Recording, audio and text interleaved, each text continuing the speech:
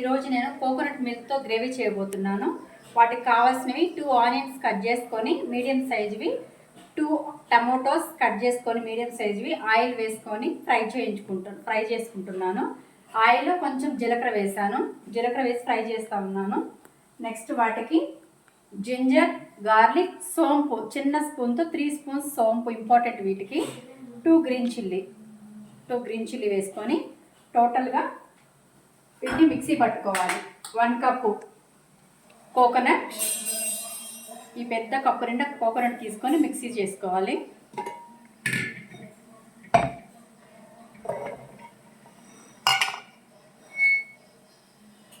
ఈ ఆనియన్స్ టమాటోస్కి 1 spoon turmeric, 1 spoon salt వేసి కొంచెం పచ్చివాసన పోయేంత వరకు ఫ్రై చేసుకుంటున్నాను.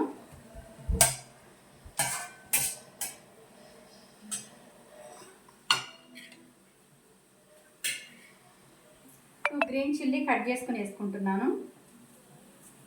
వీటిని ప్రాపర్గా మిక్సీ పట్టుకుంటున్నానండి. ఇప్పుడు ప్రాపర్గా మిక్సీ పట్టుకున్న దాన్ని వీటిలో ఫిల్టర్ చేసుకోవాలి టోటల్గా.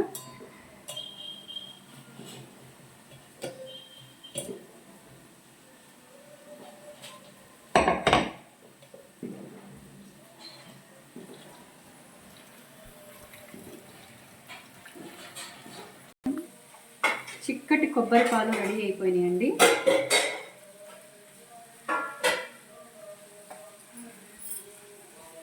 ఈ కొబ్బరి పాలను ఇది బాగా ఫ్రై అయిపోయినాయండి. పచ్చివాసన పోయేంత వరకు ఫ్రై చేయించుకున్నాను. ఈ కొబ్బరి పాలను దీంట్లో యాడ్ చేస్తున్నాను.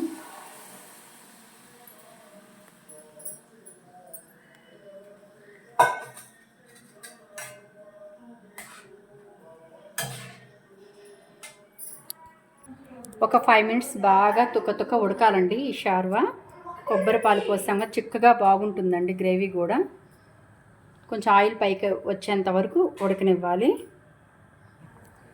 రెడ్ చిల్లీ పౌడర్ కూడా యాడ్ చేయలేదండి. ఓన్లీ గ్రీన్ చిల్లీనే యాడ్ చేస్తున్నాను. మాకు ఇదే సరిపోతుంది. ఓన్లీ గ్రీన్ చిల్లీ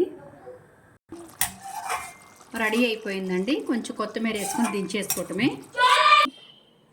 ఎంతో రుచికరమైన కోకోనట్ మిల్క్ గ్రేవీ షేర్వా అంటారండి. దోశలోకి చాలా బాగుంటుంది. నేను చేసిన వీడియో మీకు నచ్చితే లైక్, కామెంట్, షేర్, సబ్స్క్రైబ్. ఇలా సోంపు వేయండి. వీటికి మెయిన్ ఇంపార్టెంట్ దీంట్లో సోంపు వేయటం అండి.